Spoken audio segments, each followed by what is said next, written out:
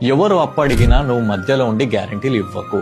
Help చేయడం మంచిదే కదా అని అనుకోకు. మంచితనానికి కూడా లిమిట్ ఉండాలి. అప్పు విషయంలో ఆ లిమిట్ దాటం. నిజం చెప్పాలంటే ఇది ఫూలిష్ మిస్టేక్. నీ కష్టంతో సంపాదించిన పైసలు వేరే వాళ్ళ బాధలో నువ్వెందుకు పెట్టి డిస్ట్రాయ్ చేసుకుంటావు? వాడు రిటర్న్ ఇవ్వలేదు అంటే వాడికి నీకు మధ్యలో రిలేషన్షిప్ ఖరాబ్ అవుతుంది.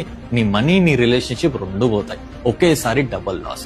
మంచి చేయాలని ఉంటే నీ దగ్గర ఉంటే డైరెక్ట్ గా పైసలు ఇవ్వు, లేకపోతే నీకు తచ్చినంత హెల్ప్ నువ్వు చేయి.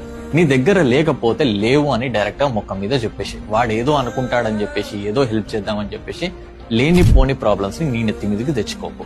అలా అని చెప్పేసి బ్యాంక్స్ లలో లేకపోతే చిట్టీల దగ్గర నువ్వు మధ్యలో ఉండి గ్యారంటీలు ఇచ్చి నువ్వు ఇంటికి ప్రాబ్లమ్స్ కొని తెచ్చుకోకు. మనలో చాలా మంది అనుకుంటారు, నా ఫ్రెండే కదా, నా ఫ్యామిలీయే కదా, ఎక్కడ పోతారులే, చేస్తాం, వాళ్ళకి హెల్ప్ చేద్దాం, మంచిదే కదా అనుకుంటారు. కానీ నువ్వు వాళ్ళకి హెల్ప్ చేయాలని చూస్తున్నప్పుడు వాళ్ళు నీ గురించి ఆలోచించడం లేదు. సో లేనిపోని తలకాయ నొప్పులు పెట్టుకోకు. జర్ర దిమాగ్ పెట్టి ఆలోచించు. నీకే